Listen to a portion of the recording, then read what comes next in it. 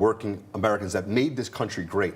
And Pennsylvania is the heart of what made this country great. And I think that you're seeing that in these poll numbers. Not to look too far down the road, but I mean, Phoenix is where this campaign is going to shift after Pennsylvania. We do know that Vance, he's in Tucson. He was there. Walz is in Arizona as well.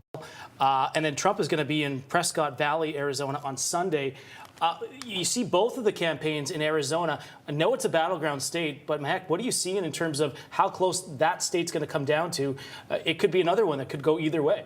I don't think this is going to be a close election. I have to agree with Jason. I think there are a lot of voters. Once there was the first assassination attempt and President Trump stood there and said, fight, fight, fight, we said, this is a man that's going to make sure we get our country back on track. Now a second assassination attempt. You have an Afghan national that's trying to plot a terrorist attack in our country. Enough is enough. We have thrown our hands up and we said, we're with Donald Trump. And Democrats, my Democrat friends are saying, I'm voting for Trump. I care about safety and security and my children's future, and that's the way to the future. It's President Trump. Yeah, Mahek, I do want to get to what you mentioned, in case people haven't heard from it, specifically to what you mentioned about that terror plot.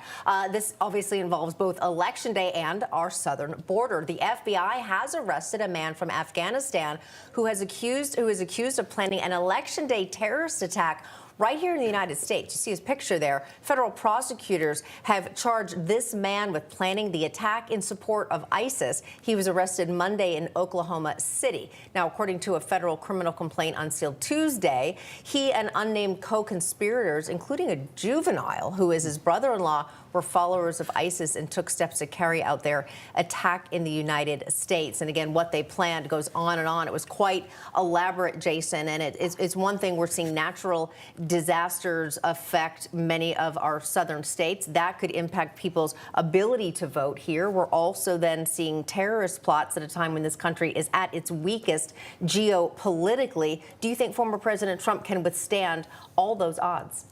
I do, and I think that this is another reason why we need to encourage early voting, right? Because we don't know what to expect on Election Day. This attack would potentially deflect people from voting, make them avoid voting, and so I think we need to vote as early as possible.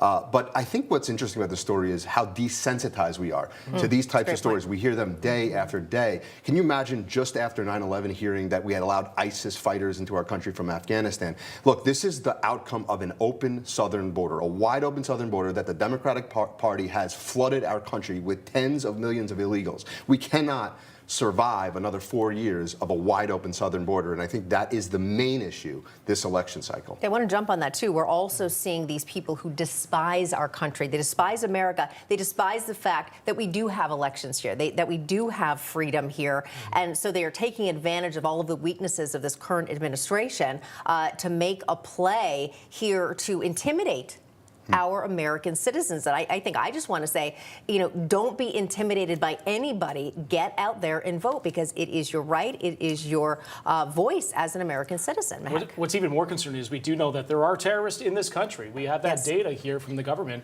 and criminals. We have convicted criminals in the country, and he's probably going to talk about that at this rally here. Mahek, where do you think that this is going to lie here in Pennsylvania? His messaging is going to be on fracking. We do know that. He's going to talk about drill, baby, drill. But we were talking about polls earlier in the day, and just it was interesting that some people feel more confident in Harris in terms of their the energy reliance, which confuses me a little bit, because Trump has brought up several ways that he plans to enforce the energy sector here in the country and try to get inflation down and bring this economy back up. Well, I think when 54% of Americans are leaning in hard towards President Trump and saying enough is enough, and we believe what President Trump has done, he ensured energy independence. We were not only drilling and fracking, we had the Keystone Pipeline, which was 11,000 jobs. In addition to that, oil executives today are saying we cannot get through the regulatory framework. That's just the permitting process. Forget about fracking right now. So we have to get rid of these regulations that Biden-Harris have implemented and then get back on track. The fact that Kamala Harris is in office right now and has not reinstated the Keystone Pipeline, which is thousands of jobs, tells you who she is. She is not going to allow for any type of drilling and fracking. The only thing she continues to double down on is her green energy mandates, which is actually taking jobs away from people like Pennsylvania because they're going offshore or they're automated. No, that's a great point. And we're looking at a poll right here, a new Gallup poll. We were looking at a new Gallup poll. But again, voters are viewing Donald Trump as better able than Kamala Harris to handle the economy. 54% versus 45%. But heck, to what you were saying, again, we do anticipate the former president is specifically going to mention, he's going to say in the speech coming up that he will terminate the Green New Scam and he will end the destruction of our electrical grid. He's also going to say this. I think this is important. I want to get your thoughts on this, Jason. We will make Pennsylvania an energy supplier to the entire world, and this is important. I will cut your energy prices in half within 12 months of taking office, a very specific promise that Americans, especially Pennsylvanians, are desperate to hear. Yeah, look, I think what's important to note here on this is that as much as the Democratic Party wants to take away Kamala Harris from the last 4 years, they can't. She was vice president. She owns every failure on the economy, from inflation to gas prices to grocery prices, and Donald Trump needs to hold her feet to the fire on all of that. Look, they didn't replace Joe Biden with some other random politician. They replaced him with his vice president. She owns everything, every single failure, and I think Donald Trump's going to hold her feet to the fire. Yeah, that's a good point. And we're watching the media circuit here go around now.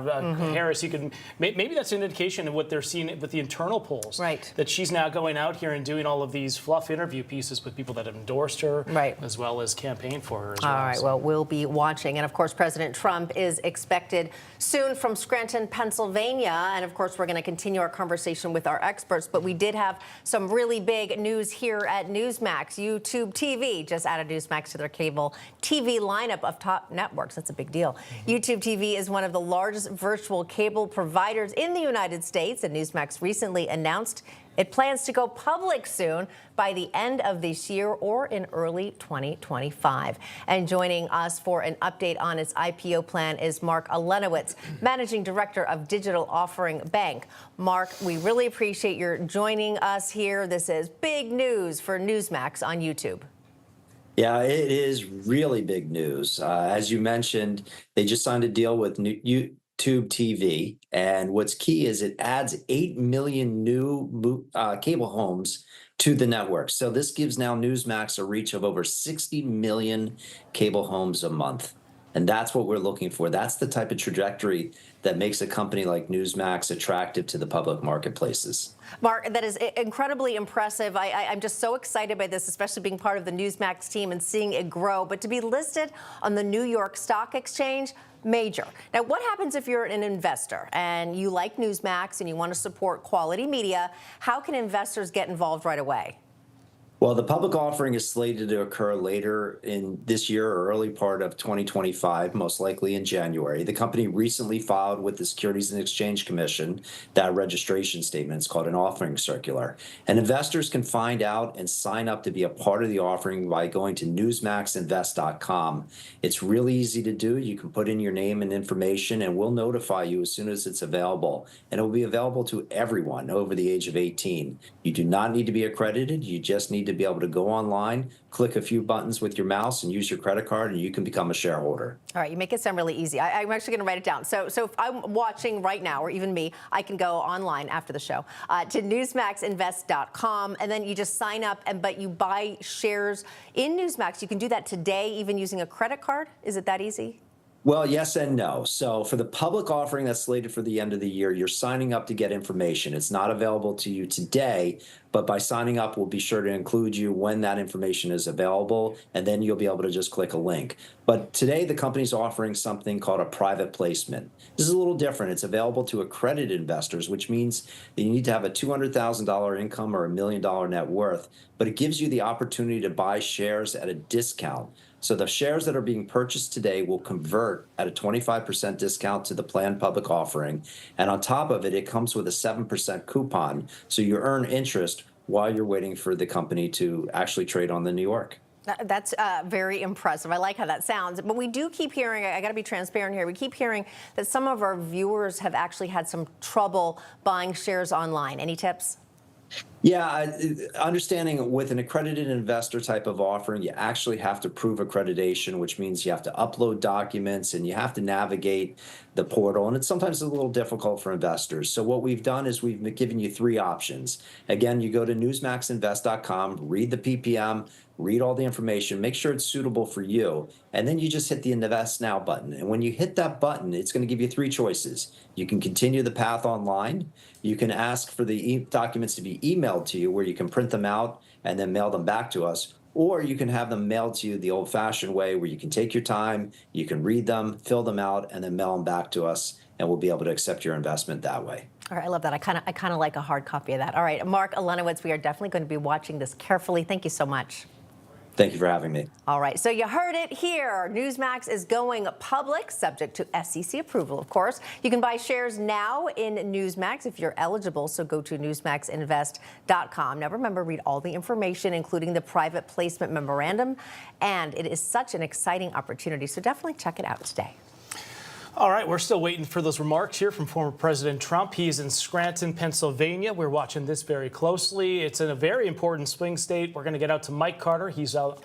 Actually, you know what I'm going to do? Let's bring back our panelists first. Sure. I think Mike is probably a little busy right now. So we're back here with Mehek Cook and also Jason Meister. We were anticipating what the former president will be saying when he speaks in Scranton. And again, we got a little heads up from the campaign. We know drill, baby, drill, frack, baby, frack, or frack, frack, frack. I want to bring something up, though. Scranton, Pennsylvania, everyone says, oh, Scranton Joe. We remember, the home of President Biden. But I do want to remind everybody, President Biden was born in Scranton, but he moved to Delaware when he was 10 years old. And I get it. I mean, but he's lived in Delaware longer than he ever lived in Scranton. So sometimes, I don't know, maybe I'm being harsh. It seems maybe disingenuous to say, oh, I'm a Pennsylvania boy, I'm Scranton Joe.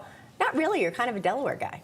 Yeah. Right? Yeah, no, it goes back to the point I made earlier about the fact that we are experiencing a historic generational political realignment. And the fact of the matter is that the hardworking Americans in this country are now voting Republican. That's why what you're seeing specifically in Pennsylvania. You're seeing the conversion over to the Republican Party. Look, don't underestimate Tulsi Gabbard and Robert F. Kennedy endorsing Donald Trump. They are reminding Democrats of what they once stood for. The Democratic Party is really not the party that my grandfather grew up with. This is a totally different party. It's pro-war. It's tyrannical when it came to COVID and the vaccine mandates and the mask mandates. They put masks on children for 7 hours a day while they were in school where they breathe.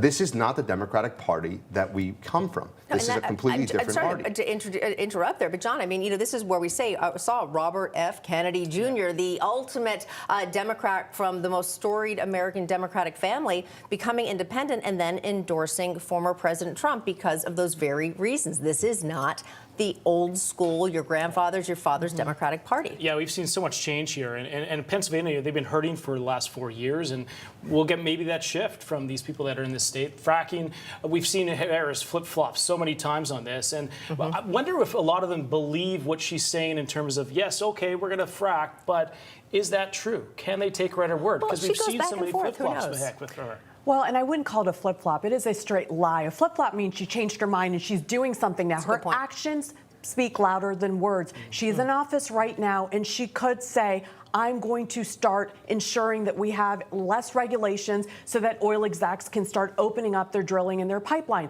She could say Keystone Pipeline is back on the table. She has the power of the pen in an executive order. She has the power of Joe Biden, who endorsed her. She is not doing any of these steps. She is continuing to lie to the American people. And let's be very honest. Right. When you ask her questions, she can't truly drill in and explain what she stands for because she's not very intelligent. She doesn't know how to handle an economic conversation, let alone how to secure a border. That's true. We still don't know exactly who Kamala Harris is. All right. Jason Meister, Mehek Cook, don't go far. We're going to come back to you. But now we are going to go to national correspondent Mike Carter live in Reading, Pennsylvania, right across a little bridge, about 3 miles away from where I grew up. And this is also where former President Trump will hold his second event of the day. Mike, how's my hometown treating you? Need to hear the show. Hey! How you doing, Mike? Mike, Hey can you guys, hear I us think you okay? can hear me. All Yeah, right, I we're got here ya. inside the arena here in Reading, Pennsylvania. I'm here with Sandra Gonzalez. Sandra, you're a volunteer for the Trump campaign here in Pennsylvania. You are part of the ground game for the Trump campaign in Pennsylvania. We've got a 2-point race. Donald Trump is slightly ahead of Kamala Harris right now, but a lot of questions this campaign season was going to be about the disparity between Harris's campaign when it comes to her ground game, the Democrats' ground game, and the Trump campaign's ground game. The Trump campaign has been outsourcing its ground game to outside groups like Turning Point USA, Elon Musk. How is it going? You knock on doors here in Pennsylvania. What are folks telling you? Well, you know, I'm surprised at the amount of support that the president has in the community. I'm surprised at, though, the folks that whisper that to me. When I'm knocking doors, there's ones that come right out because I always wear a Trump shirt, so they can identify who I am and what I stand for. And many of them will come out and go, oh, we're absolutely Trump, save your time, go knock on someone else's door. But then many times, and often it's in the little bit of an upper middle class neighborhood, that they'll whisper that. They'll say, and I'll say, well, would you like a yard sign? And they'll be look down the street this way, and they'll be like, no, I don't think so. And you'll see that, and you'll see certain neighborhoods where the signs are plentiful, one way or the other. And then you'll see these certain neighborhoods, a little bit above middle class, 1 or 2 Walt signs, Harris signs, sorry, and no Trump signs. But it's not that there's not Trump support. It's undercover Trump support. Yes. Interesting. Sandra, last hour we talked about on American Agenda the Latino support for Donald Trump here in Pennsylvania. You have a lot of minority Latino communities here, including Reading, which is, I believe, 69% Latino. Why are we seeing so many Latinos come over to the Trump campaign? Well, my husband's Spanish, and my children are biracial. So I have maybe a little bit of inside baseball there. They are morally conservative by nature. Their culture is morally conservative. And though they maybe did not know why they swayed Democrat in the past, they see what's happening across this nation now. They want a future for their family. They want their children and their grandchildren to have the same opportunity or better. Let's face it, for generations, we always expected that our children would do better for us. They would go to a better school. They would have a better home and security blanket. So they have been faced for the first time in their life that their children would not. So I think they have bit the bullet, or as Elon says, drank the Kool-Aid, and they know, okay, we've got to switch sides and be vocal about it. Not only do you see that support, I find when I knock on Hispanic doors that they're more proud that they're now supporting Donald Trump and that they're now supporting his agenda. All right, real quick, Sandra, less than 30 days to go in this race. Which way is Pennsylvania going? Oh, it's going Trump. But we can't be lulled into a false sense of security. We have to get out there. I voted early, in person, yesterday in York County office. You can call and make an appointment, or you can just show up. They'll print your ballot off, and they'll hand you your ballot. You can vote in person. Listen, as many of us as possible have to vote in person, because these shenanigans, this guy that was just arrested that was planning terrorist attacks on Election Day, we need to get ahead of that. We don't want to be lulled into a false sense of security that we can just leisurely vote on voting day. I've never had that prospect before where, oh, let me vote early. It was always day of, proudly. Now the game has changed. Thank you. I appreciate your time, Sandra. Enjoy the rally tonight. You can see it right up there, guys. Vote early. Donald Trump wants to get out the vote. Sandra Gonzalez, one of the people here on the ground in Pennsylvania, helping him do that. We'll send it back to you. You know that, don't you? All right, Mike Carter, I don't know if you can still hear me, but I have to say, Sandra, I think did a great, there he is.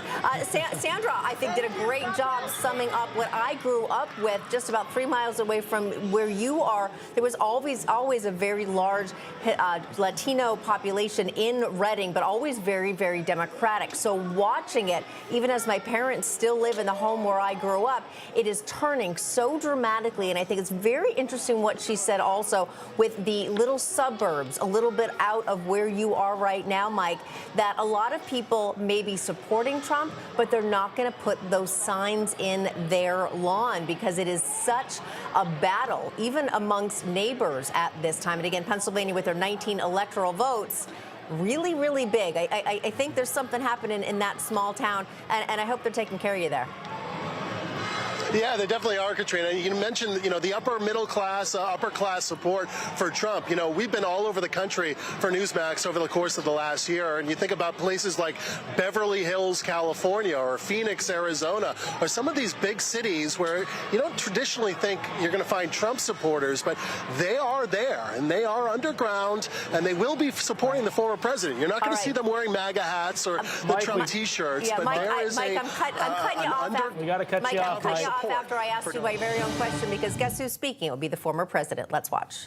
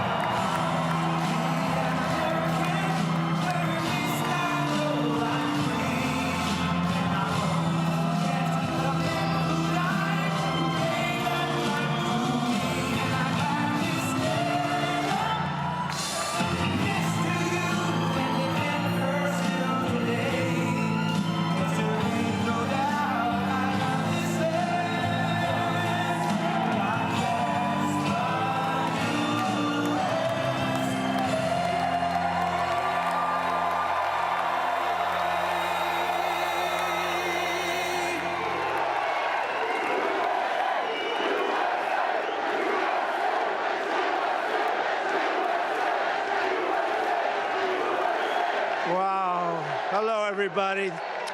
This was supposed to be a little gathering in like a plant. This was supposed to be just a little gathering. There's a lot of people outside trying to get in.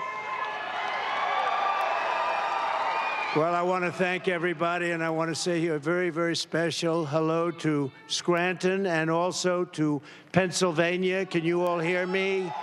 Yeah. Turn this sucker up, please. Turn it up. Get this mic turned up, because I heard somebody say louder. I've never had that. I've never heard that before. Turn it up.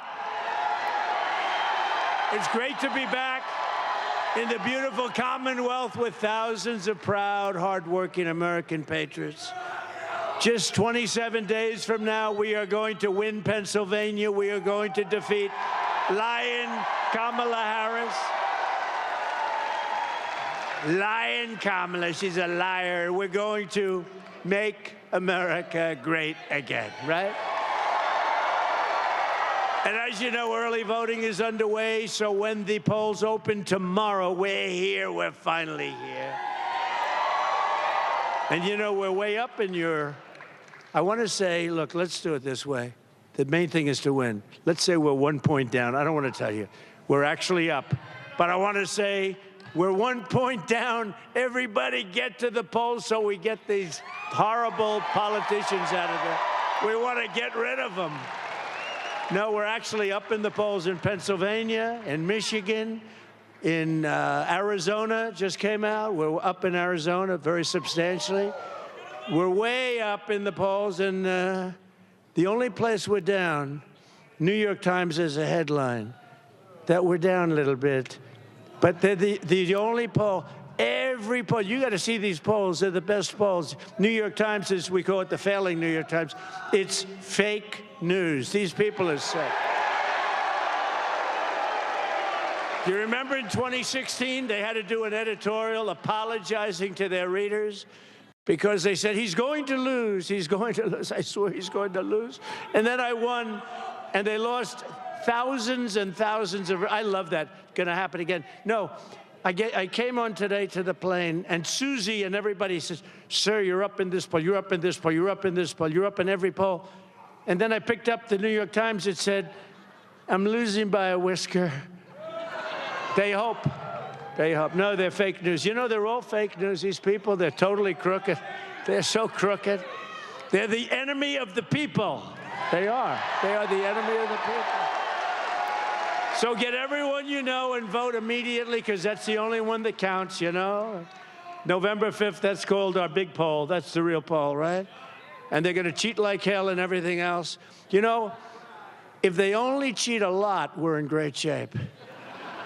But if they cheat in record-setting numbers, which they're capable of doing, I can't promise, but they are cheaters. That's the way they do. When they have their first meetings, our first meeting is, where would be a good place to go? How about Scranton? You know what their first meeting is? Their first meeting is, how do we cheat? How do we cheat? That's all they, because, you know, when you think about it, who can win with high taxes, open borders, allowing murderers to come in? You saw that last week? 13,099 murderers allowed to come in through them. Over 13, many of them have murdered more than one person. Is there anybody in the audience that's in that group, please? Because if they are, we want to get the hell out of here or get him out of here. If we win Pennsylvania, we win the whole thing. It's very simple. And your taxes will come down and your safety will go up. But we had an incredible evening here on Saturday. You probably heard about it. Maybe some did, maybe some didn't. I don't know. It was in a beautiful place called Butler, Pennsylvania. And we were celebrating the brave firefighter, Corey, who sacrificed his life in the attack 12 weeks ago now already. And he really was. He jumped on top of his wife and daughters. He got hit, and he got hit. Two other gentlemen, all Trumpers, I mean, to the nth degree, all Trumpers, but two others got hit too. They said they were dead. They weren't going to make it. And the doctors, you have very good doctors in Pennsylvania. I'll tell you, they're doing well. They're doing well. How many, I said, as I was getting up, before I even got up, I said, how many people were killed? Because, you know, it was wall-to-wall people. And I said, how many people were killed? They said, we think 3, sir. And I said, that's not good. And yet, I must tell you, it was like this, and this maniac was firing bullets all over the place. I heard him go right over my head, too, but it was just terrible. But they said, how many? They said 3, and then the 2 went, and they had unbelievable talent in the form of doctors, 2 separate doctors, and they saved their lives. But Corey was hit bad. He was hit hard. He was hit hard. But I thought what I'd do,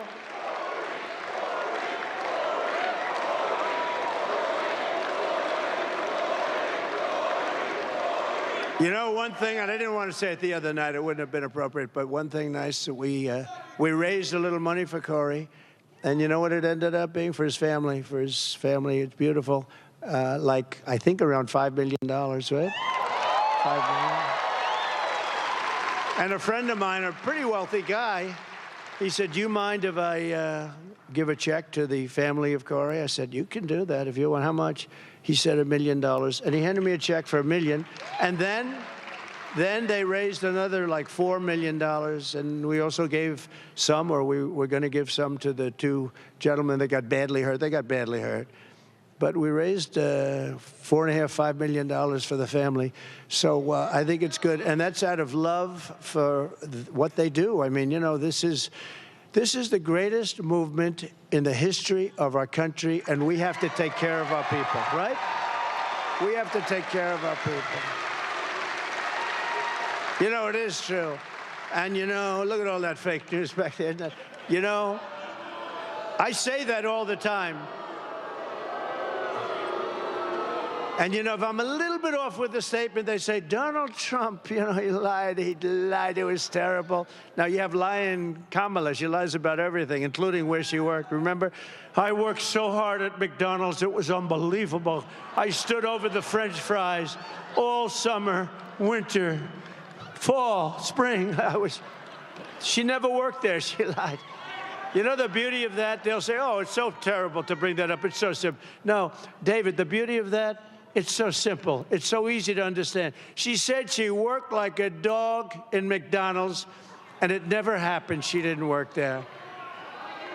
That's better than some complex, long story that I have to, before we get to the fact that she's a no-good liar. But you know what's more important about her? I don't like her. You know what's more important about her? She's just led the worst rescue operation in history in North Carolina. The worst. And we have another big one coming in, but the worst, the one in North Carolina, Georgia, Alabama, Virginia. It was pieces of Florida got hit. I mean, it's incredible. The worst ever, they say. They had no money. You know where they gave the money? To illegal immigrants coming in, many of whom are killers, many of whom are drug dealers, many of whom are gang members, and many of whom came out of prisons from all over the world.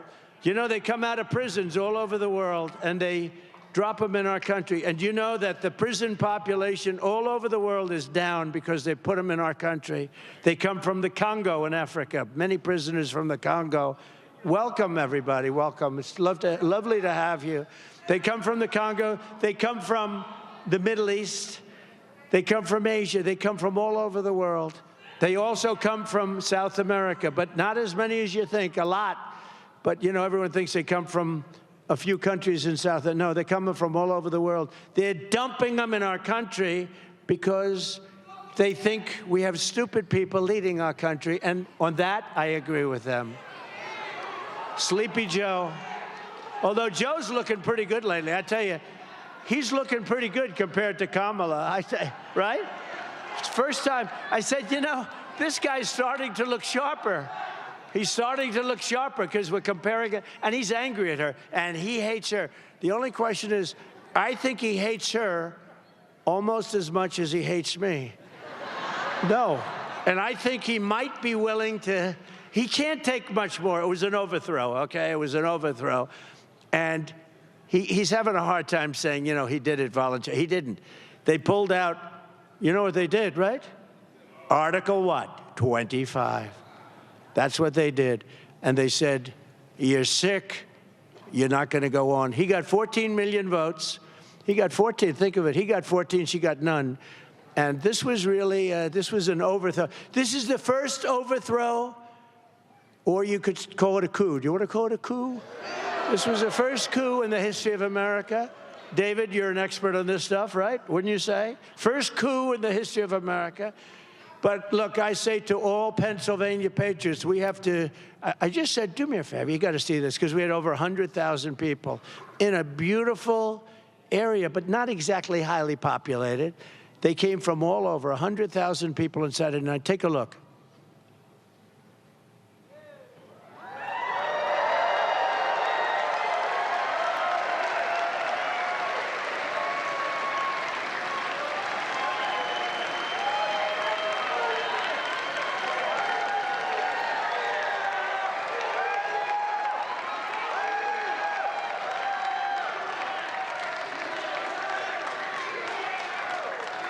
That's something, huh? Isn't that something? We have some very big ones coming. We have some very big ones coming. We just rented Madison Square Garden. We're going to make a play. We're going to make a play for New York. Hasn't been done in a long time. It hasn't been done in many decades, but we're going to make, how could New York be run worse than it is, right? With all the problem, everything is corrupt in New York, and we're going to make a play, and let's see. I mean, I think that, you know, the migrants have taken over Madison Avenue. They've taken over Fifth Avenue. They've taken over the parks. The kids can't play Little League. You know, it sounds like a trivial thing. It's a big deal when you have a son that's a Little League player and he can't play. So we're going to go Madison Square Garden. We went to the Coliseum, Nassau Coliseum. We could have filled up the Nassau Coliseum 3 times. It was incredible. We left there a few weeks ago. It was incredible. So we're doing Madison Square. We're going to go the arena in Atlanta, if we can get it. We're going to go the arena in New Jersey, if we can get it. You have to get it. But we're doing arenas because the crowds are so big. And we're making a play for New Jersey. We're making a play for Virginia. We're making a play for New York. New Mexico. Minnesota, where this lunatic comes from. I'm doing well, and you know why I'm doing well in Minnesota? Because he's running. They actually, it's supposed to be the opposite way, right? If Kamala Harris gets 4 more years, she will annihilate the Pennsylvania energy industry, plunging communities across the Commonwealth into darkness and despair. That's what's going to happen. Your jobs will be down, and your salaries will follow. Congratulations, everybody. It's not going to let it happen. We're not going to let her destroy. You know, she destroyed San Francisco. We're not going to let her destroy this country. She shouldn't be here. We shouldn't be. You know, how would you like to be me? We spent $150 million destroying Biden, which wasn't that hard, actually. All you had to do is hold up his record. But we had the debate, and then after the debate, he was down so much, and they went to him, and that's when they went to him. So we get rid of him. This is like a fighter. A fighter's doing badly. He's losing badly. And Dana White says, well, you know what I'll do? I'll put in another fighter to fight. You got to take two people. And so now they put this total Marxist, communist person in there. But people have figured it out. She had a very bad day yesterday, and we're going to talk about that. She had a bad day. She had a bad day. Kamala Harris was one of the original sponsors of the socialist Green New scam. You know that. Where they want to spend $93 billion. 93. No, they want to spend, actually, she's spending $93 billion in a short, but they actually, their ultimate plan is for $94 trillion to be spent. 94, listen to this, that's more than China and the rest of the world could spend if they really wanted to in 25 years. 94 trillion, we're going to clean the air so that when China comes here and takes us over, they'll have a nice, clear atmosphere, because that's what they're doing. They're sacrificing our military and everything else. These people are crazy. She said repeatedly that she wants to ban fracking her whole life. We will ban fracking. We will stop. You know, I flew over some of those beautiful windmills. They're falling down, by the way. They're all over the place. They're all over the place. That gorgeous, beautiful Pennsylvania countryside. They got these big, ugly suckers hanging down. They're rusting and rotting. Half of them weren't spinning, and the ones that were going so slow. They were going, it's not too windy, but, you know, they're going like slow. The other ones were just dead. But they're all rusting and disgusting looking. And then, you know, the environmentalists say that it's also, very importantly, the most expensive form of energy there is. You cannot get more expensive. The wind, it sounds so wonderful. The wind is bullshit. I'll tell you, it's horrible. So expensive. It's just too expensive. It doesn't work. All of that to do, you know, 1/10 of 1%. I mean, the whole thing is crazy. You remember when I used to say, darling, I want to watch our president tonight on television. And the husband looks, I'm sorry, dear. The windmills aren't wind. There's no wind tonight. You can't watch, darling. We're not going to be watching tonight. Maybe we'll catch him another time. No, we have to be careful. We have to be smart. We're going to lose our country. These people are crazy. They're crazy. They're damn crazy. We're going to get out. We're going to vote. We'll get it cleaned up. But if we don't clean it up now, it's going to be too late. I really believe it. We don't clean it up now, it's going to be too late. She sponsored a bill to impose a 100% ban on gasoline-powered cars and trucks. You know that, right? 100%, there's none. There's none. Even though we have more liquid gold under our feet than any other nation, by far, more than Saudi Arabia, more than Russia. Let's go electric. Let's do this. They want to go now hydrogen. They want a hydrogen car. You know what the problem is? When they blow up, you are unrecognizable. If this beautiful young woman is in the car, drive it, and the hydrogen car, if it blows up, you are unrecognizable. You with a nice Trump sign. Is that Trump? Stand up, let me say. Oh, I like her. I like her. I will not allow her to go into a hydrogen car. They don't blow up that often. They were saying, that, yeah, but they don't blow up that often. Oh, great. Thank you very much. And as we speak, Kamala is crushing Pennsylvania with a natural gas export ban. You know about that, right? Designed to choke the life out of your fossil fuel industry. Listen to Kamala in her own words very recently. There's no question I'm in favor of banning fracking. I am committed to passing a Green New Deal and finally putting an end to fracking once and for all. If they fail to act as President of the United States, I am prepared to get rid of the filibuster to pass a Green New Deal. I am offering a Green New Deal that has been described as one of the most aggressive and progressive. Well, he's going to bring the Green New Deal up for a vote. Yeah, I will vote for it. It is a resolution. I believe that the underlying principles behind it are sound and important. What is the solution for voters who have jobs and interests in the fossil fuel industry? Giving the workers an ability to transition into the jobs of the future. Can we afford it? Of course we can afford it. It's not about a cost. Kamala Harris pushed the far-left Green New Deal. That means huge new taxes, increased utility bills, and banning gas cars. That's why I am committed to passing a Green New Deal and finally putting an end to fracking once and for all. Mama Kamala just don't give a frack. Kamala's fracking ban would kill jobs and raise gas prices. Kamala doesn't give a frack about you. Only President Trump will bring back Trump's strong economy. I'm Donald J. Trump, and I approve this message. Thank you.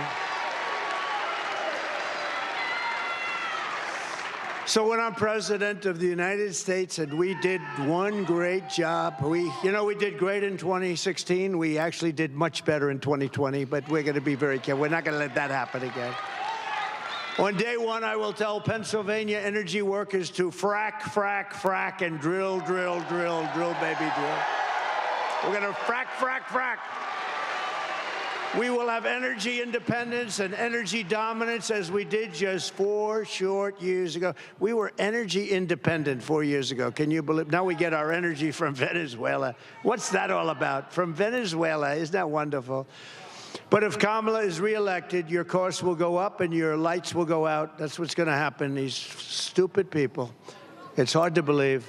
You know, you get angry because they're just, sometimes you get, and you want to be lighthearted, right? And we have a great audience that people that love the country, people that built the country. You built the country. And then you see these people, they want to destroy it. And by the end of your speech, you're furious. You know, you're furious because all the stuff that we're saying, it's true. They want to destroy the country. Remember, she will never, ever let you frack. You're not going to frack. If she won, you're not going to frack. She's been against it her whole life. She just did this for an election. Even now, Kamala's Green New Deal mandates are regulations that are impossible to enforce. As an example, forcing power plants to shut down all across the country. More than 50 plants have recently been closed. So she took office, and they are not going to be replaced. And, you know, all you have to do with her is say, like, all the things. She's going to do this. She's going to do that. Why the hell didn't you do it? Why didn't you do it? All of a sudden, she likes walls. You know, I built over 500 miles of wall. It kept us. We had the greatest border in history. 4 years ago, we had the best border in our country's history, and that included human trafficking, mostly in women, by the way. That includes, so when women say, oh, I don't know if I like Trump, I was the one, that is the most heinous thing. Human trafficking, mostly in women. Gee, I wonder what that's all about, right? And then they say, oh, I don't know, Kamala's not going to protect anyone. They've allowed this country to be poisoned at our border. And, you know, a lot of people say, and this is not part of the deal, but I like to go off teleprompter if you don't mind. I actually haven't, I don't think I've been on it yet. I haven't. They're waiting for me. At some point, I'll be on it. But, you know, they're doing these things. Nobody can understand it. It doesn't make sense, like men playing in women's sports, like open borders where criminals are allowed in. And literally, by the time, I must be very good as a motivator, because by the time I finish my speeches, every time I'm angry as hell, because I can't believe what's happening to our country, what they're doing to our country. Last year, Pennsylvania's largest coal-fired power plant shut down in Homer City, throwing hundreds and hundreds of workers out, just devastating. They got nothing. A small little community of 1,800 people. Does anyone know where Homer is? Homer? Huh? Right? Stand up. Let me see you. Look at that. Are you a familiar? Are you the man? I remember. You know, that guy's become famous. Wow. Are you the guy, right? Behind me? Right behind me? You're the guy that was looking, you're looking. You know the guy? I love this guy. What's your first name? What's your name? This guy, he became like more famous than me because, you know, okay. Do we have time? Yes. The hell with these things. They're boring, very boring. Now, this guy, he was the guy. No, I'm looking at him in the audience. I see him. But when the shots were fired, typically crowd control people, everyone flees. Now, in all fairness to the people sitting here, we had a tremendous crowd that horrible day, actually, horrible day. But we had a tremendous crowd. He was behind me with a group of people like, 2-3 times the size of this. It was bleachers. But 99% of the audience was out there.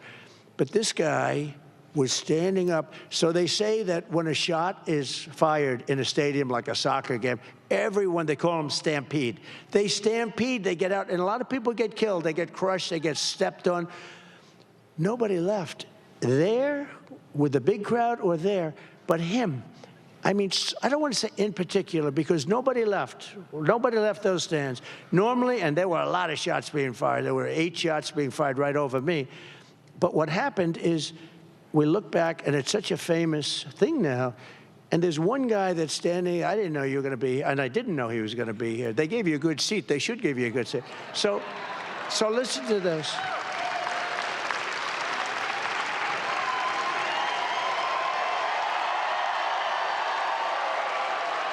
Right? So this man, and he's back a few rows, and next to a woman who was very brave, too. And he's standing, he's not only not leaving, he's standing up. And he's looking, he wants to find it, because he knows. He saw a lot of blood all of a sudden, and he knew what happened. And all he cared about is, I want to get that guy. But then the sniper, our sniper, took him out. And, by the way, the local police, too, they did a good job. The local police did a good job. But that guy, I said, there's a guy, David, I said, there's a guy I want in the foxhole, right? We want him in the foxhole with me if we're ever in a foxhole, because he stood up, he didn't care about the bullets, he was standing, all he wanted to do is find that guy. He said, there's a guy over there, and yet some other people too. We appreciate it. Thank you very much. Great honor. Thank you, Ben. I love people like that. I love people like that. He's like a movie star. He's become a movie star, I'm telling you. We love him. The head of the plant at Homer City said that Kamala's EPA had imposed a, quote, excessive economic and operational burden. It wasn't possible to keep it open. It's being done on purpose. They're taking plants that are perfectly good, that are not polluting any more than anything else would, and they're closing them up, and they're forcing you to use energy that's 10 times and 20 times more expensive and doesn't even work. One local businesswoman said that her life had been turned upside down by what happened, and a local union leader called the closure, quote, absolutely devastating and totally unnecessary. And I hope whoever owns that plant can just keep it around for a few months, just keep going, because we're going to let that plant go for a long time, okay? So you got to tell them, Homer, you don't have long to go. I actually told the people in North Carolina who have been just devastated, I told them, I said, look, just hang in for a few months. It's tough to say, hang in for a few months. But we take office on January 20th. I said, everything will be beautiful once I take office. Everything's going to... They spent all their funds. They have no funds to take care. They have no funds. They have no workers. They have no nothing. FEMA, we had such a good FEMA. FEMA was great under Trump. That I can tell you. We had tremendous success. Under these demented and self-destructive Kamala Harris policies, Pennsylvania electricity prices are up 50% and are projected to rise by another 50% this year. So you're going to be up 100%. Does anybody mind? No, you're making a contribution to the environment, right? Except you won't have any money left, you won't have a house left, you won't have a country left, you won't have a commonwealth left. Even the grid operators themselves say that if the insanity continues, Kamala will crush the electrical grid of the United States of America. But we will not let her do it, will we? We're not going to let her do it. She's bad news. She doesn't even know where the hell she is. They ask her a question, she's like a vacuum. What? No, I don't want to be nice, Somebody said, you should be nicer. Women won't like it. I said, I don't care. No, they say that. A guy came up to me today. He said, sir, you really should be nicer to her. The women won't like it. The women want safety, and the women want to have a country that they can be proud of, I think. Anyway, so today I make Pennsylvania this promise. I will stop the energy price hikes. I will stop the plant closures immediately, and we will restart the plants that Kamala has very cruelly closed. I mean, you know, they don't know. There have thousands of jobs involved, people that have worked there for 25 years or longer, and we're not going to let it happen. I will terminate the Green New scam immediately. I want the cleanest water. You know, I don't know if you know, in my 2 last years, we had the cleanest water we've ever had, we had the cleanest air we've ever had, and we had the most jobs and the most factories working that we've ever had. And the jobs they picked up were what called bounce-back jobs. They were bounce-back. They were the people that took off for the COVID, the gift, I call it the China virus because I want to be accurate, and they bounced back. I will end the destruction of our electrical grid. They are destroying our grid. It's already in bad shape, I'll tell you right now, but they are destroying. We'll make, isn't it amazing? We don't have any electricity, but they want to go all electric cars. Think of that. Now think, these are, I'm just thinking, we're talking about all electric, and I love electric cars. You know why? Because I think Elon is great. But you know what? I like them for what the market is. There's a market. I think they're great. I think it's incredible. But the long distances and they are more expensive to make, and a lot of them are going to be made in China. But you know the amazing thing about Elon Musk? He went to that rally. I think he had the greatest time he's ever had. Did you see him? He was jumping around. He was so happy. You know, he's always like, I envision him, he's sort of a reclusive kind of a guy. He's incredible. He's a total genius. We have to take care of our geniuses. But he comes up, and he's looking at this crowd. He's never seen anything like it. And he started doing, like, jumping jacks and stuff. No, he was just happy.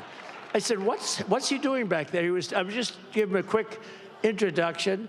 He had a great time. And, you know, he got a black hat. I didn't even know we made black hats. And it said, Make America Great Again, but it was very low, you know, very sort of understated, but a black hat. He loves that hat, and he called it Dark MAGA, right? Who thinks of this? Dark MAGA. And I called him, I told him, thank you very much. We sold like 10,000 hats in the last 2 days. I didn't even know we made that hat. Now I find out it's like the hottest thing going, Dark MAGA. No, he's fantastic, and he's gonna do a lot. He's gonna be involved. He's great, and he's gonna be involved because we have so much fat in this country. We have so much waste and fat and fraud. But he's also, I will tell you, you know, there is the funny thing with Elon. He never, with all I talk about electric cars, and I'm totally for electric cars for the, you know, whatever the buyer wants to buy, that's good. But if you can't force them down people's throats, you can't do that. Like the mandate, we're not doing mandates. So you can't do that. So just so you understand, so he never wants, and he's a friend of mine. He's great. He endorsed me. He endorses me so much. We have to get him. Trump. We're gonna lose our country if Trump. You know, he's in Pennsylvania now campaigning, Elon Musk, because he feels so strongly. But you know the amazing thing. A big company is Tesla. It makes great cars. Great. I mean, it made really amazing cars. He never once said, could you ease up on the electric thing? You would think he would have said, hey, listen, do me a favor. I could take it out pretty easily, right? It's a sentence. It's a sentence in a speech. But he never asked me to, because I think he knows I'm right. He's going to do great, and there's people that like him. I like him, too, for certain applications. But he never think of it.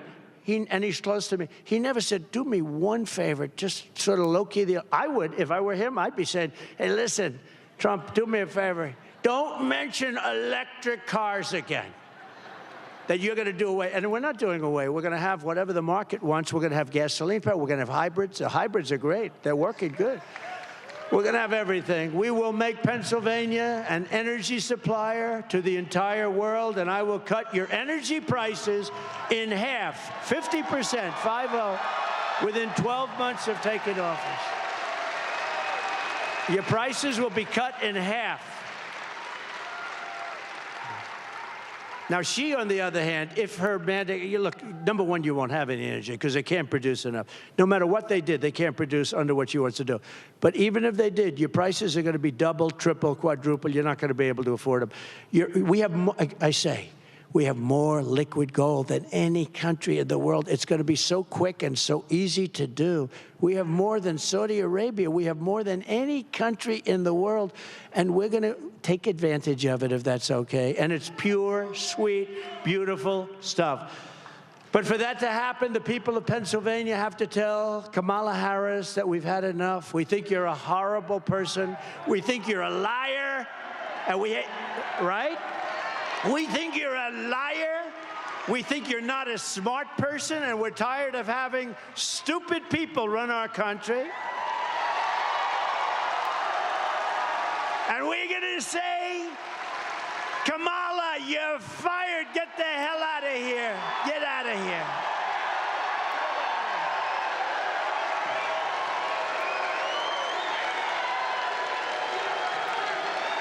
Get the hell out.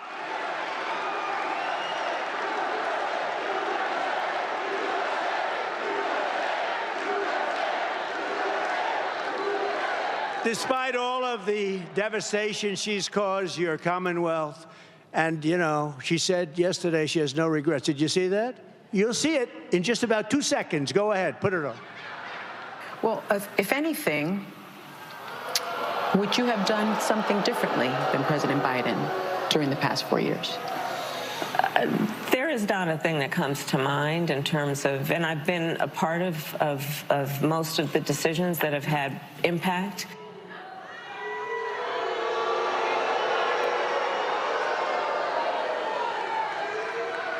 I think the other one asking the question is dumber than Kamala, so that's like, she's a dummy. I watched her over the years. That is one dumb woman. Sorry. I'm sorry, women. She's a dummy. The only one that agrees with that more than me are the women in the audience. So think of this, what she said. No, I can't think of anything. Did you see she froze? Did you see where her teleprompter went out? Her teleprompter went out, and she said it was 32 days or something before the election. So she said, 32, 32, 32, 32, 32. She was freaked out. Thank God that sucker went back on. That would have been, I don't know what she would have jumped off the stage. Now, when you do this stuff, you know, I would say probably about 15% of the time, the teleprompters, they go out. And either you, like, can you imagine it goes out for Joe Biden? He's no good with the teleprompter blazing, right? No, it's gone out with him a couple of, you know what he does? He stops, looks around, and he walks off.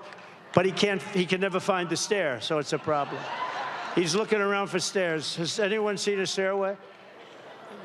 We have more stairs than these platforms. I don't know what the hell it is. It must be a fire problem. There's like 6 stairs. And do you ever notice he can never find his way off the platform? Secret Service does a great job in that respect. They come up, they get him, they walk him off. But he looks better, I'm telling you. As I said, he looks better now than I've ever seen him looking. He's angry. He's angry at her. There's going to be an explosion before the election with them. Those two are going to be, there's going to be an explosion. Did you see he held a news conference right in the middle of her one big event that she's had in about 2 weeks? He got up and held a news conference. He walked into the room. Nobody ever does that. He walked into the room and, this is a news conference. Oh. And then he just died after, but it didn't matter. Can you believe that our country is being run by these people? Can you believe it? So she said she had no regrets, everything great. She'd do the same thing as this guy, right? This really sad, pathetic guy. So after the surrender of our energy independence, the Afghanistan, horrible, most embarrassing moment in history. We lost 13 soldiers, great soldiers. We left billions and billions of dollars behind. We left Americans behind. You have Americans right now in Afghanistan, and they cannot be happy, right? They're probably, many are probably dead. The border invasion, right? The border invasion. How about the 13,099 illegal aliens convicted of murder? They're roaming free. That's okay. In other words, these are all things that are okay. These are all things that are okay. How about, to me, the worst of all, because it's not even imaginable, she's lost, during her 3.5 years, 325,000 migrant children. They're gone. Nobody knows where they are. Many are dead. I would say most are dead. We don't know. We probably won't find out. But many are dead. Most are dead. Many are in sex slavery. Many are in slavery. But there are many dead. 325,000 young kids. Think of it. You could fill up Yankee Stadium many, many times. Think of that. Many, many times. 325,000. They're gone. Nobody, the parents want them back. Nobody even talks about it. The fake news doesn't talk about it. It's this, in terms of humanity, this is bigger than anything you can even imagine, right? This is the biggest thing. And she thinks it's okay because she said, no, I don't think I'd change anything. All of this stuff would have stopped. The worst inflation in the history of our country, costing everybody a minimum of $29,000 per family, price hikes that cost a typical family. Think of that. No, she wouldn't change. $29,000. People don't have that money. The inflation has really destroyed the middle class. The elderly and people on fixed incomes are decimated. Just think of it, our middle class. How about Ukraine? If I were president, there never would have been a war. You wouldn't even know what Ukraine is. There would have never been a war. Putin wouldn't have done it. Putin wouldn't have done it. And that was okay with her. You remember what she said? She said, no. She didn't know where the hell she was. She said, no, I'm fine, no. I wouldn't have done nothing. How about the October 7th attack on Israel? That would have never happened.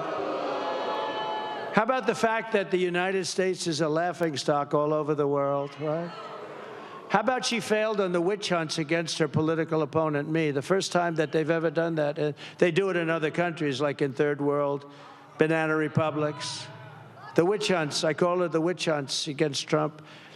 The one in Florida was thrown out, and yet Biden's document case, they ruled on him. They said he's guilty, right? Oh, he had documents for 50 years. He shouldn't, and I had the Presidential Records Act. I was totally allowed to do it. Anyway, my case was won. He lost his case. What they said is that he's incompetent, essentially. They said he's got no memory and all sorts of other things, and therefore we shouldn't send him to court. They said he wasn't fit to stand trial, but he's allowed to be the President of the United States. Okay? No, think of that. Here's the ruling. He's not fit. He's got no memory, and he's in trouble. But he can run the presidency, but he cannot stand trial. They released him on the basis of that. The trillions of wasted dollars on the Green New scam, all that money is not only wasted, it set us way back, way back. And the worst hurricane response since Katrina. She doesn't want to have a do-over with what's happened to North Carolina, Georgia, Alabama, all the states that we just mentioned. Kamala Harris could not think of one thing that she would do differently. And you know, it's strange, because when I saw that question, I said, oh, this is going to be a long answer, because she could have done it in a nice way. I wish I would have done this on the border. I wish we would have closed up the border. I wish we didn't have the horrific acts of violence against all of those children and all of the things. She could have really done. And I said, well, this will be a good answer. She didn't know what the hell to say. But think of it, it was a softball question. It was meant that she was, and she said, no, I would have done everything. So all of the agony, all of the suffering, all of the inflation and the border and the criminals coming into our country, she wouldn't have done anything different than this guy that should have really never been president, in my opinion, should have never been president. So she said that There would be nothing. And to me, that is a disqualifying answer. That should disqualify her from even running. If that's going to be the case, she should be disqualified from even running. She's an incompetent person. She's grossly incompetent. She cannot be trusted. And she is totally ill-equipped to do the job of being president of the United States. Let me tell you, I know all of them. I know President Xi. I know Putin. I know Kim Jong-un of North Korea. Biden, he said, oh, that's a tough situation in North Korea. We had no problem. I got along with him very good. A little rough start, right? Remember? Little Rocket Man. Remember when he said, I have a red button on my desk? That was a very threatening sound. I have a red button on my desk. I said, I have a red button on mine too, but mine's much bigger and mine works.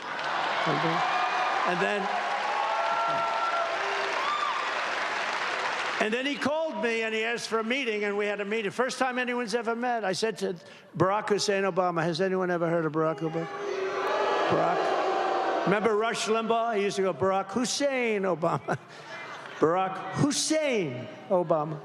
No. But he told me that the toughest thing when we sit before it's a beautiful thing, actually. You know, the president sits with a new president coming in.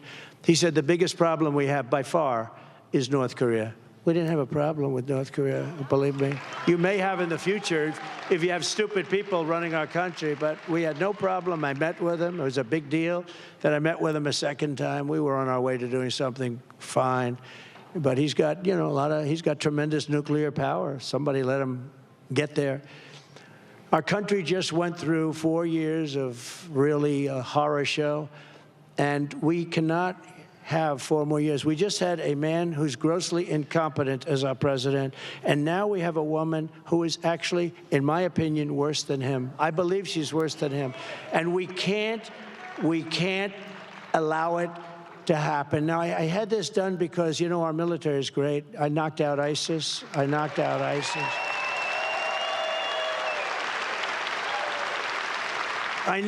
ISIS. They said it would take 4 to 5 years. I did it in about a month, right? And we knocked them out. General Raisin Kane, this is a tough guy. Our military is great. And then I go and woke. You could put them in a woke room and scream at them for 2.5 years. They'd walk out and they'd say, let me at them. You know, these are not woke people. But I had this little clip, and I thought you'd find it very interesting. It's the military of the past. Let's call it the Trump military, compared to the very woke military that we have now. I think you'll get a kick out of it.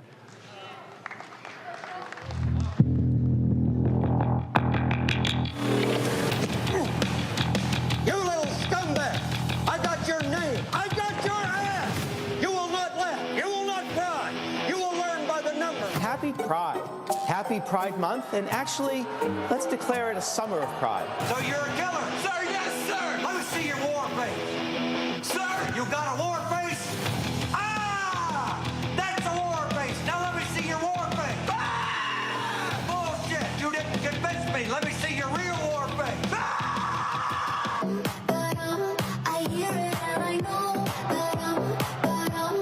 know you wanna take. You will be a weapon. You will be a minister of death, praying for war. But until that day, you are pukes. You are the lowest form of life on earth. You are not even human fucking beings. You are nothing but unorganized, grabastic pieces of amphibian shit. How to abracadabra, these bitches know I got answers the way I. It looks to me like the best part of you ran down the crack of your mama's ass and ended up as the brown stain on the mattress.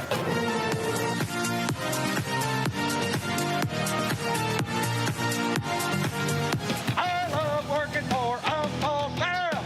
I love working for Uncle Sam. Lets me know just who I am.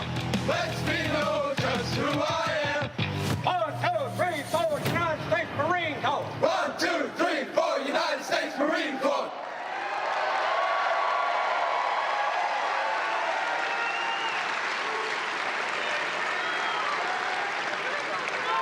So it's a little exaggeration, probably really not that much, actually. But what's happening to our country is we have to preserve our country. Pennsylvania cannot let this woman become the president of the United States. She's the taxing queen. She's going to raise your taxes. where you're going to be at least paying at least $3,000 a year more. Take a look.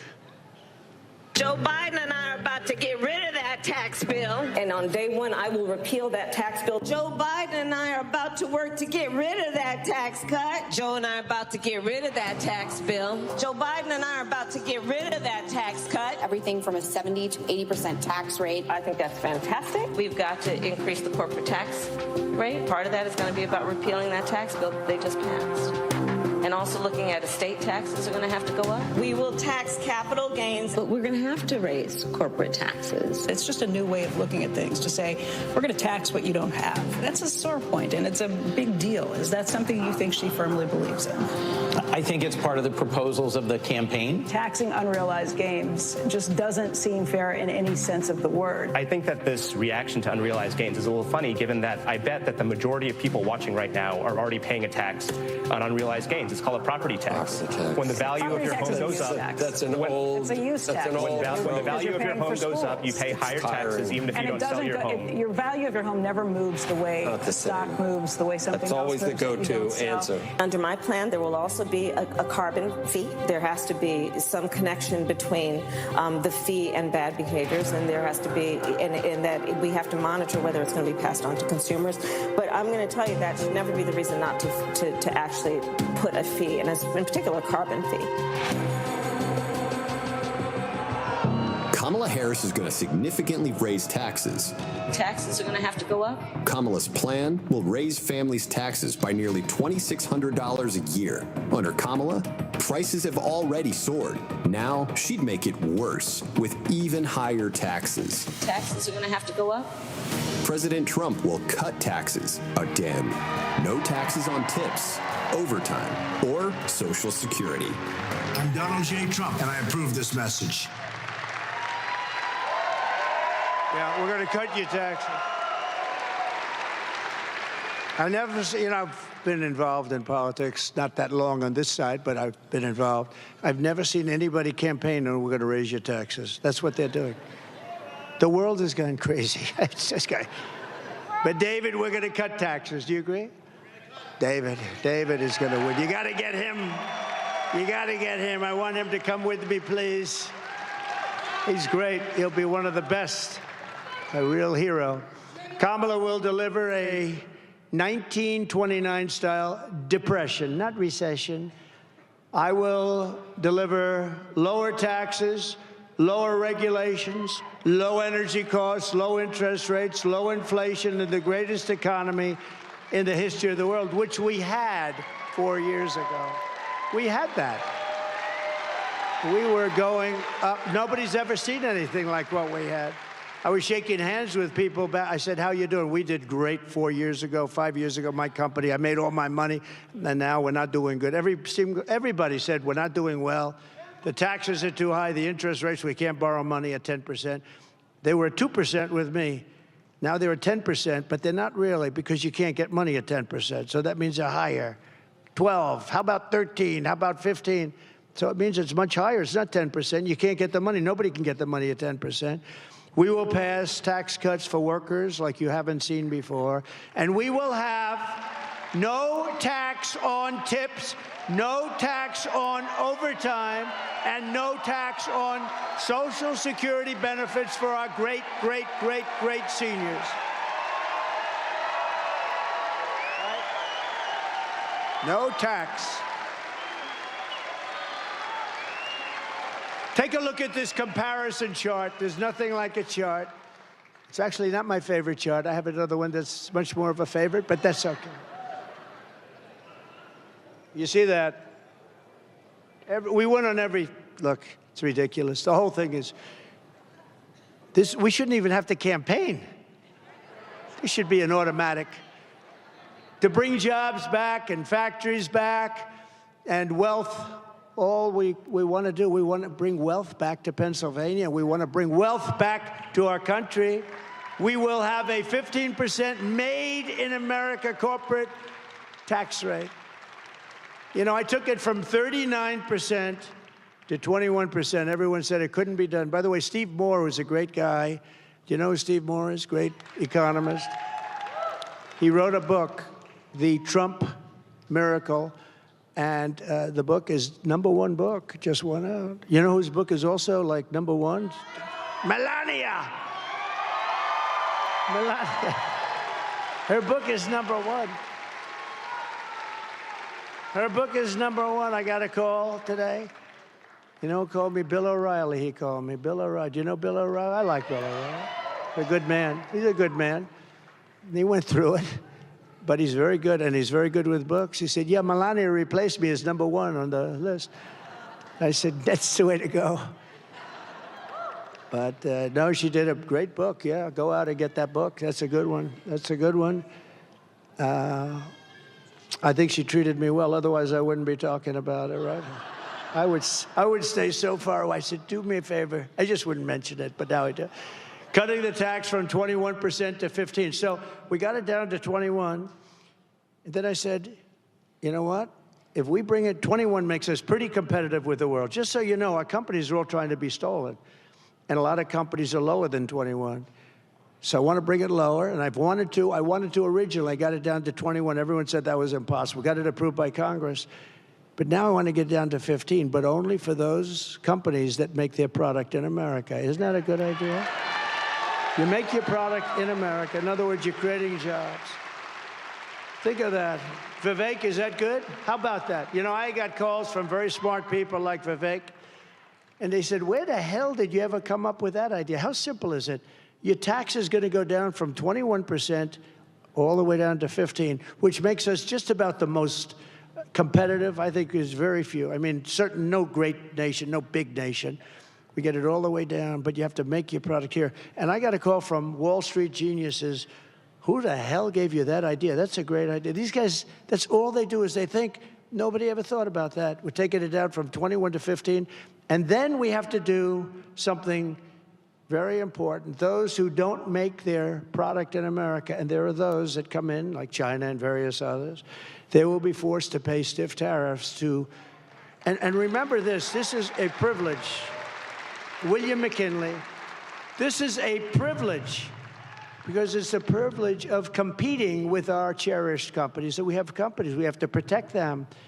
And it's a privilege of stealing our jobs, our treasure, and our wealth. They're going to come in, and they're going to have products, and they're stealing from us because they're taking our jobs, they're taking our companies, they're taking our wealth.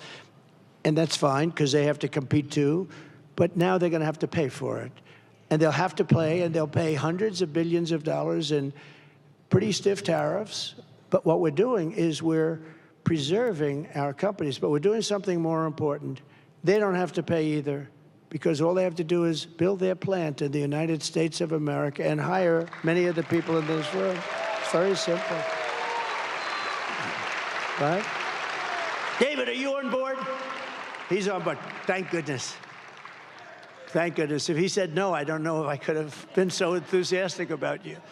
No, it'll make us a rich country again. Right now we owe $35 trillion because of stupid stuff like this. And other countries, China in particular, they've done this for years and years and years. They built their country with money that we paid them.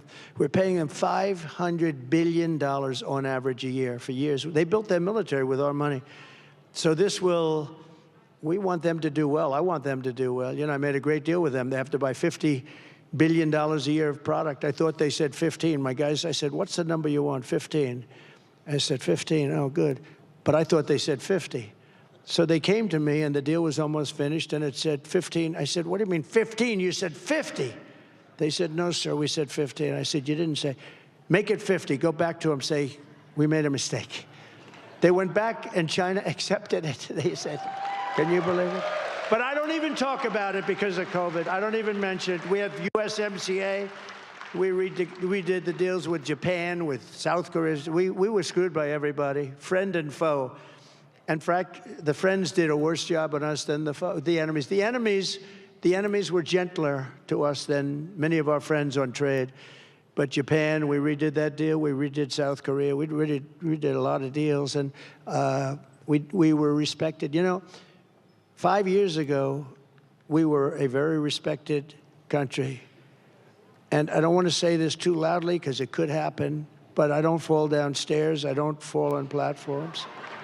I don't fall off bicycles.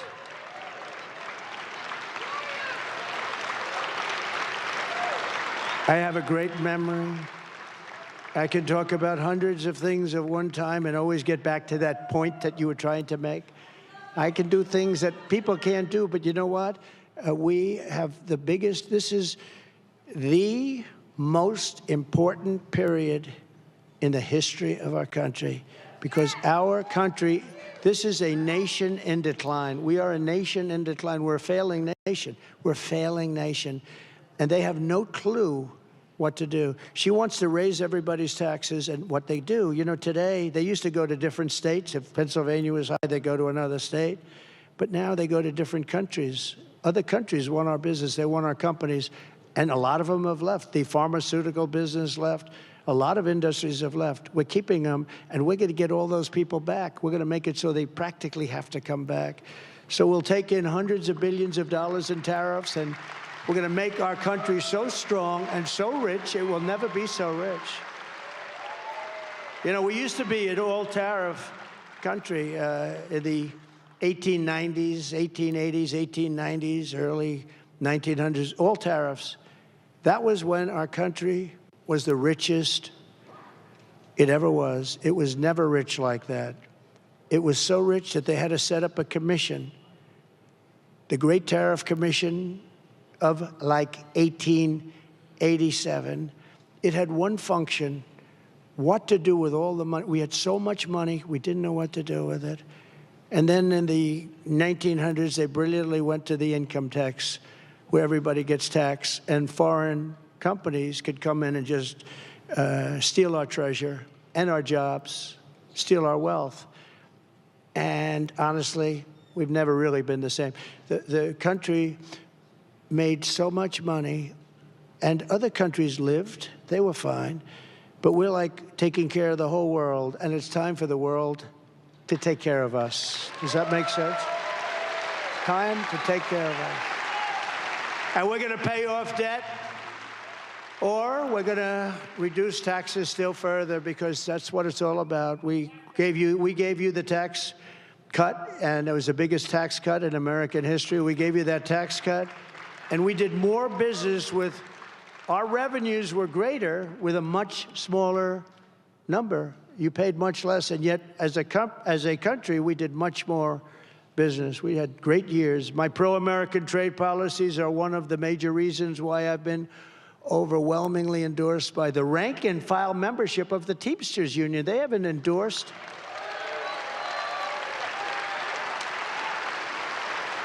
Including, 65%. I got a 65% number from the Teamsters of Pennsylvania. Is anybody here from the Teamsters? I mean, where are they? I love them. Where are you? I heard that. Oh, look at these guys. That's great. Thank you very much. That's great. That's great. Thank you. No, we got the firefighters endorse us. You probably heard they haven't. Oh. Wow. Look at that.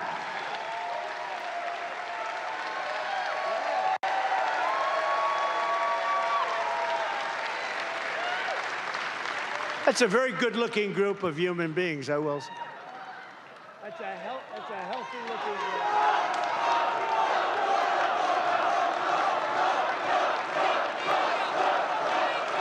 That's nice. That's nice. Wow. Thank you very much. Wow. I didn't know you'd be here. So the firefighters, I guess they haven't.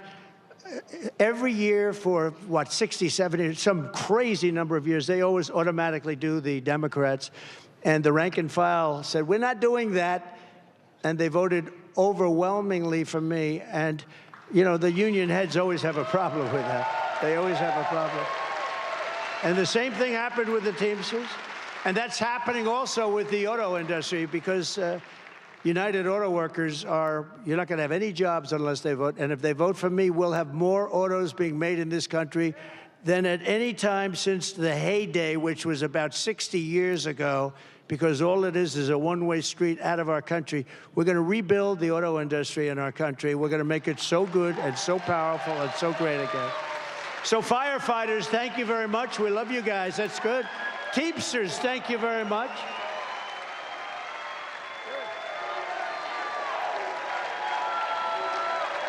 Great people. No, that's great. See, they don't go necessarily by the heads. Although I have to say the head of the Teamsters is a terrific guy, tough guy, good. He was fine with it. He was okay. He wants to go with, what the people want. Sean O'Brien, he's a great, great guy. And I don't know as well the firefighters, but as far as I'm concerned, he's a great guy. Has to be good. I like people that like me, don't we? I like people. They like me. I like them. So we're pleased. Thank you, fellas, very much. It's great. Any fires lately? Have you put out any fires lately? Any big bad ones, huh? You guys have a lot of guts doing what you do, let me tell you. We're pleased to be joined today by your next Senator, Dave McCormick, and everybody is really, really impressed with Dave. I know him for a long time. Everything was the best. He was the best student. He went to the best schools. He went out in business, became one of the most successful guys, ran one of the biggest funds and very successfully. And I don't know, you sure you want to do this? Yeah. I think I've talked a lot of people out of it. They see what I go through, I had more investigations than Al Capone. He killed a person a week. Alphonse Capone, the meanest Scarface, the meanest of them all. I've been investigated more than Alphonse Capone ever even dreamed about. Of course, he used to kill the investigators. I don't do that, You want to come up for 1 second, David? Fast? Come on, David. Come on.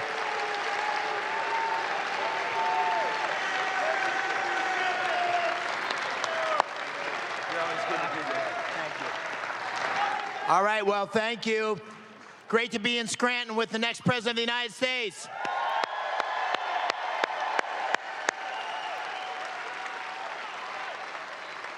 President Trump, we're so honored to have you here, and we are committed in Pennsylvania to putting you back in the White House and changing the majority of the Senate and sending Bob Casey packing. So thank you for being here. And, what happens in Pennsylvania or what happens for the country depends on what happens in the next 27 days. And as you know, Mr. President, I was a wrestler. Lots of wrestlers here in this part of Pennsylvania. And I wasn't the best wrestler, but I always knew in college, if I could get into the third period within a point or two, I would win. Because the third period is not about wrestling. It's about mental toughness. It's about heart. It's about staying on offense. It's about fight, fight, fight. Thank you, Mr. President. Thank you, David.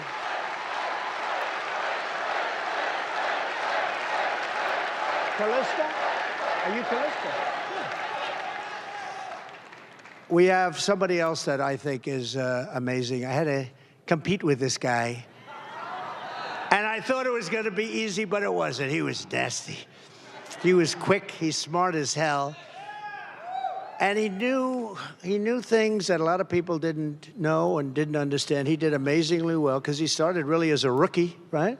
And he got up and he wiped a lot of very smart politicians off the stage.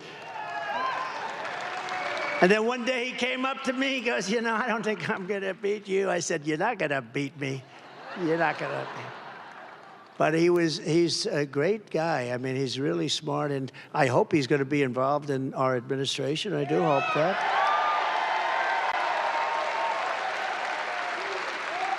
Because we can put him in charge of one of these big monsters, and he'll do a better job than anybody you can think of. So, Vivek, please, thank you very much.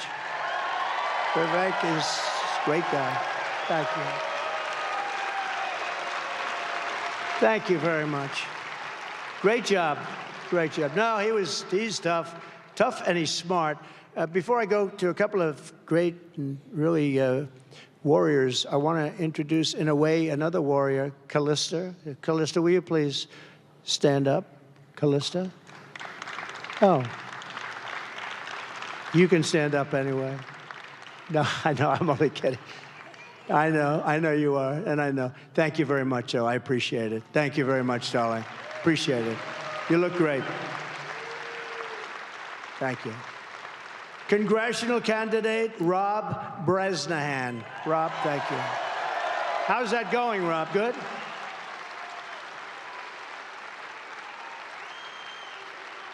Thank you very much. County Commissioner Chris Shermack and Mayor. Thank you very much, Chris. Good job you're doing. Mayor Carl Curran. Thank you. Where's Carl? Thank you. He's here. I shook his hand a little while ago. Huh? Oh, hello. Thank you very much. Thank you for being here. Thank you very much, Mayor. I also want to send our love to everyone in Florida. They're going through a big one tonight. It's going to arrive tonight sometime around midnight, a little before midnight, and we're praying for them and asking God to keep them all safe. All those people, I've never seen a hurricane like that. I don't know. It's so often, you know, they talk about it and they talk because they want you to watch. This is the real deal. This is a bad one. And we have some great governors, great Republican governors that are in charge, and I think they'll do a phenomenal job. I think they're going to do a phenomenal job. But here are some facts. Kamala Harris is a radical left Marxist, rated even worse than crazy Bernie Sanders. Actually, rated even worse than Pocahontas. Has anyone heard of Pocahontas? She was an original creator of defund the police movement, and anybody who wants to defund the police for even 1 week is not worthy of being president of the United States.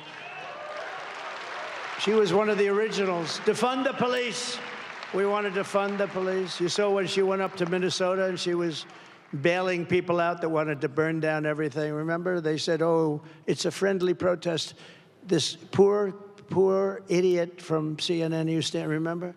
He said, this is a friendly, then he got hit in the leg with like a rock or something, a hand grenade. He went down, remember, he went down. He went down. This is a friendly protest. Oh, this is very friendly.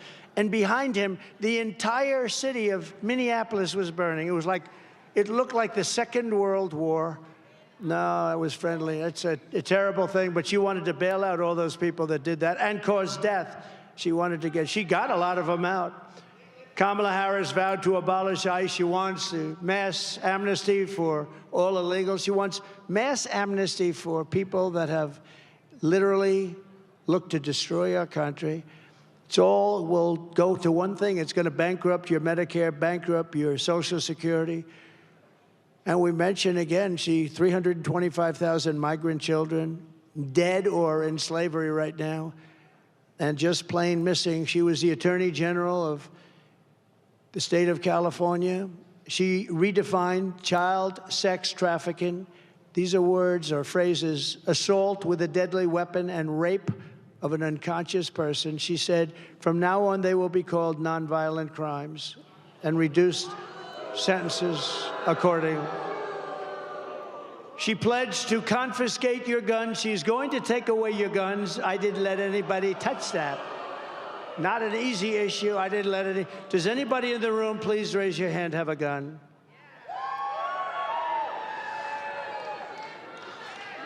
That's a tough job. No, she wants to confiscate your guns and endorse a total ban of handgun ownership. What do you do when a bad guy comes into your house? What do you do? The bad guy walks in, and he's got whichever gun you have. If you don't have a gun, you're in big trouble, right? I mean, you need to have. That's what they have the Second Amendment for. You know, the city with the strongest. The city with the strongest gun legislation. You can't have a gun. You can't get near it. You go to jail forever. Is a place called Chicago, and that's got the worst problem, right? That's got the worst problem. She even called for free sex changes for illegal aliens in detention. All paid for by the taxpayer. In other words, if you're being detained and you want a sex change, you can get, by the way, aside from the obvious, not such a great idea, it's a very, very expensive operation. And perhaps most revealing of all, she lied all about so many different things, but she lied about that little thing called McDonald's. She never worked there. And yesterday, Tampon Tim said, you know why they call him that? Because they sell tampons with special legislation in boys' locker rooms. Can you believe it? He says he's a freak. I'm not allowed to say that. I'm not allowed to say that. By the way, can you imagine if this guy happened along, right? Can you even believe this? And yesterday, Tampon Tim said they want to abolish the Electoral College, taking away all electoral power basically from the voters of places like Pennsylvania. Tim and Comrade Kamala are really a true threat. They are a true threat to democracy. I'm not a threat to democracy. I'm the one that's going to save democracy. I'm the one that's going to save it.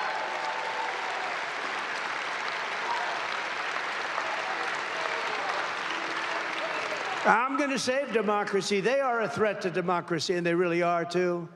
Also, you know, a big thing that's a threat is incompetence is a threat to democracy. It really is. Because much of the stuff they do, I think, is incompetence. But she's surrounded by very smart, very vicious people that have to be, you know, that are very radical left lunatics, okay? But they are smart, in some cases genius. Look what they could do with elections. Look what they do.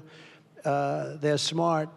And we have to be very careful. I talk about the enemy from within. They're the enemy from within.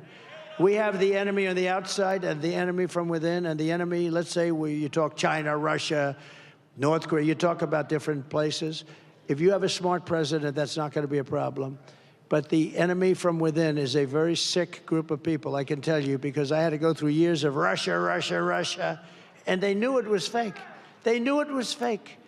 How about this? I have a son, Don, who's a great guy. He knew less about Russia. He knew less about Russia, David, than there's nobody in this room. Is there a child in the room? A child? Is there a young child? Huh? No, he's not that young, ma'am. He's about 70 years old.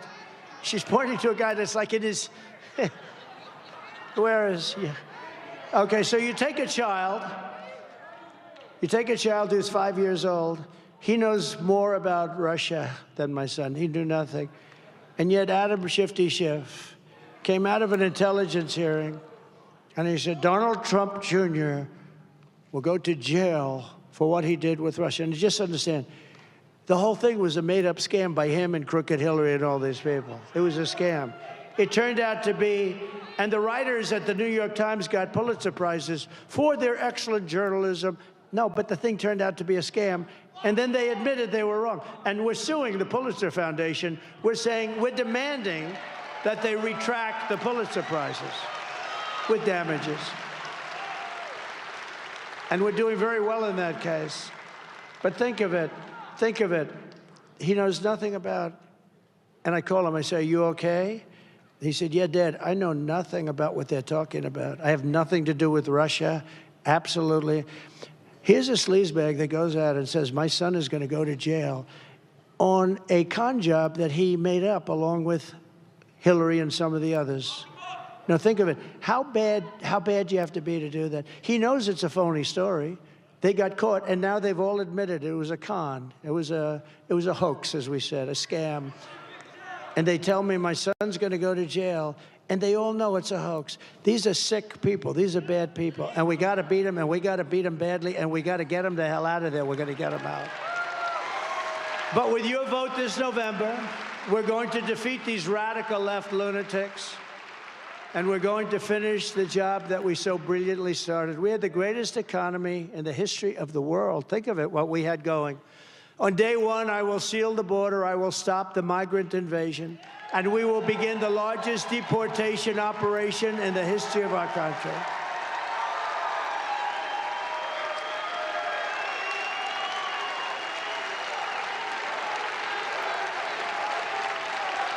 And I don't want to do that. I have a heart. I have a bigger heart than most of the people in this room, let me tell you. But you have no choice.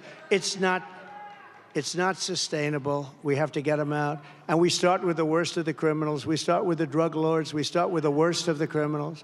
The illegal migrants coming into our country are taking the jobs of American citizens, the black and Hispanic communities in particular. The black communities, the Hispanic communities, and the unions are coming next. You watch. They're going to go after the unions. They're doing it, and they're here, and they shouldn't be here. I will end inflation, and I will make America affordable again. I will fight for and protect Social Security and Medicare. There'll be no cuts. There'll be no cuts. And we won't be raising the age like they're going to end up doing. They'll be raising Social Security by 5 or 6 years. You watch. Very soon they're going to do it because it's not sustainable what they're doing. We will terminate Kamala's insane electric vehicle mandate. I will stop outsourcing and turn the U.S. into a manufacturing superpower. Working with Elon Musk, we will slash a record amount of government waste. I will end the war in Ukraine, stop the chaos in the Middle East, and prevent World War III. We will prevent World War III. I will crush the violent crime and give our police the support, protection, resources, and the respect that they so dearly deserve. Our police are great. We're going to give them back their authority. It's been taken away. They destroy our police. They take away their house, their family, their car. They take away their pension. They want to do their job. We will rebuild our cities, including our capital in Washington, D.C., making them safe, clean, and beautiful again. I will support universal school choice. We will get critical race theory and transgender insanity the hell out of our schools immediately. And we will keep men out of women's sports. I will defend the Second Amendment, protect religious liberty, and restore free speech, and we will secure, finally, our elections. We will secure them. Everyone will prosper. Every family will thrive, and every day will be filled with opportunity and hope. But for that to happen, we must defeat Kamala Harris and stop her radical left agenda once and for all. We want a landslide that is too big to rig. We want to have it too big to rig. Early voting is underway. Get everyone you know and vote, vote, vote. Get out there and vote. After all we've been through together, we stand on the verge of the 4 greatest years in the history of our country. With your help now until Election Day, this is such an important little period of time. We will redeem America's promise. We will put America first, and we will take back the nation that we all love. We love our nation.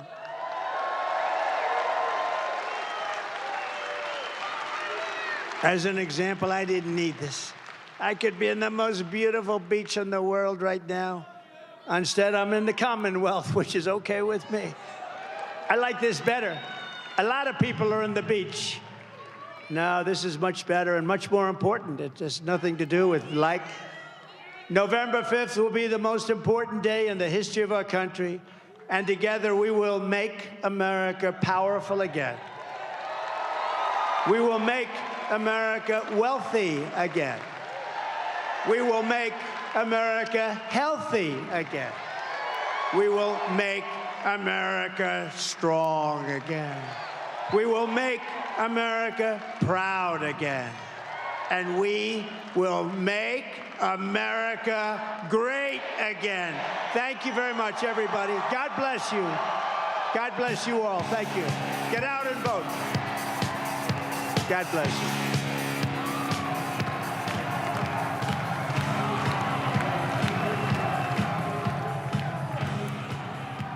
What a speech and the signature dance moves. It is Scranton, Pennsylvania, and it is Donald Trump on the trail. 27 days to go. Hi, everybody. I'm Bianca Della Garza. So great to have you in with us for NewsWatch.